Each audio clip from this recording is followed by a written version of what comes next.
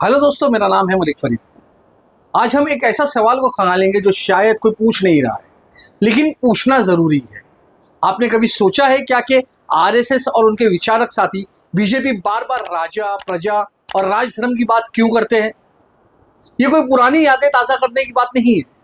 आपको याद होगा 22 अप्रैल के पहलगाम हमले के बाद आरएसएस चीफ मोहन भागवत ने कहा था कि राजा का धर्म है अपनी प्रजा की रक्षा करना। 2002 के गुजरात दंगों में अटल बिहारी वाजपेयी ने नरेंद्र मोदी को राजधर्म निभाने की सलाह दी थी। मेरा एक ही संदेश है कि वो राजधर्म का पालन करें। ये शब्द काफी सार्थक है। आखिर ये पुराने जमाने की भाषा आज की डेमोक्रेसी में क्यों? आज हम 5 कारणों से समझेंगे जो इसकी जड़ में है। तो चलिए शुरू करते हैं। पहले समझते हैं कि डेमोक्रेसी और राजा प्रजा का आइडिया कितना अलग है। हमारा संविधान कहता है कि सत्ता जनता से आती है। नागरिकों के अधिकार, बराबरी और चुने हुए नेताओं की जवाबदेही, ये डेमोक्रेसी की नींव है। लेकिन राजधर्म की भाषा ये तो उस दुनिया की है जहां राजा की सत्ता जन्म से या भगवान की मर्जी से मिलती है। प्रजा का काम था आज्ञा मानना और बदले में राजा अपनी प्रजा से सुरक्षा देता था। कोई अधिकार नहीं, सिर्फ कर्तव्य।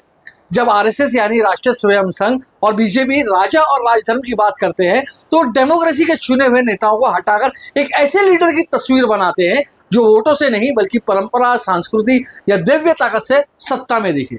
अब सवाल यह है कि क्या हमारा लोकतंत्र ऐसी सोच के लिए बना है? अब आप आते हैं उन 5 कारणों पर जो इस राजा प्रजा वाली राजनीति को समझाता है। पहला कारण अधिकारों की जगह कर्तव्य है। जब आप राजधर्म की बात करते हैं तो फोकस नागरिकों के अधिकार से हटकर राजा के कर्तव्य पर चला जाता है।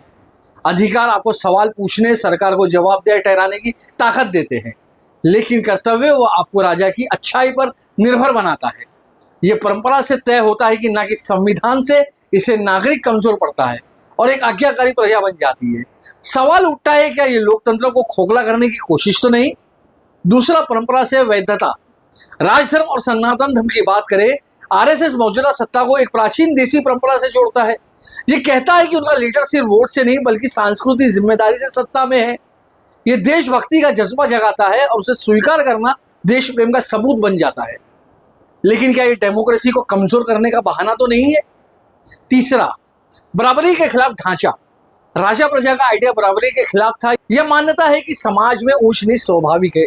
यह सोच पुरानी जाति व्यवस्था से मेल खाती है जो आरएसएस के हिंदुत्व प्रोजेक्ट को सूट करती है।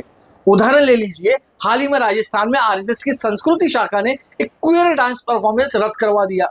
कारण ये परंपरा के खिलाफ बगावत थी। सवाल है कि क्या ये आजादी को दबाने का तरीका तो नहीं?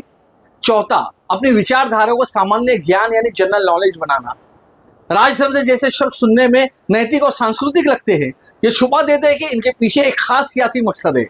इसे परंपरा की रक्षा का नाम देकर आरएसएस अपनी विचारधारा को सामान्य ज्ञान बताता है। इसे ट्रांसजेंडर के अधिकारों का हनन यानी जो आपको परफॉर्मेंस का अटैक करने की बात कहती थी, उस पर भी सामाजिक हित बता सकता है। क्या ये विचारधारा को सच का हिजामा पहनाने की कोशिश तो नहीं? पांचवा, जवाबदेही से बचो। राजधर्म की बात करके लीडर खुद को नैतिक और पारंपरिक दिखाते हैं। इससे सरकार के नियमों जैसे सुरक्षा, छूट या हिंसा में राज्य की भूमिका, इन पर सवाल उठाने का मौका कम हो जाता है। ये बात को संविधान और कानून से हटाकर एक पुराने नैतिक ढांचे में ले आते हैं। अब सवाल यह है कि जवाबदेही से भागने का रास्ता तो नहीं है? तो दोस्तों, ये राजा प्रजा और राजधर्म की बात क्या कहती है? ये कहती है कि आरएसएस और बीजेपी की भाषा को हल्की बात नहीं है। ये लोकतंत्र की बुनियाद, अधिकारी, बराबरी, जवाबदेह को धीरे धीरे कमजोर करती है। ये हमें एक ऐसे अतीत की ओर धकेला जाता है जहां सत्ता पर सवाल नहीं उठाए जाते, सिर्फ आज्ञा मानी जाती है। क्या ये वाकई वो भारत है जिसके लिए हमारा संविधान बना था? और उससे भी बड़ा सवाल कि अगर ये भाषा हमें पीछे ले जा रही है तो हम इसे क्यों स्वीकार कर रहे हैं? वीडियो का एंड करने से पहले बता दें दोस्तों, ये सिर्फ शब्दों की बात नहीं है, ये हमारे लोकतंत्र के भविष्य का सवाल है। आरएसएस की रणनीति को समझना जरूरी है ताकि हम अपने अधिकारों और आजादी को बचा सके। आप क्या सोचते हैं? क्या ये भाषा हमें एकजुट कर रही है या बांट रही है? अपनी राय जरूर बताइए। तब तक के लिए दीजिए इजाजत। मैं हूं मलिक फरीदी और आप देख रहे हैं खबरें एक्सप्रेस।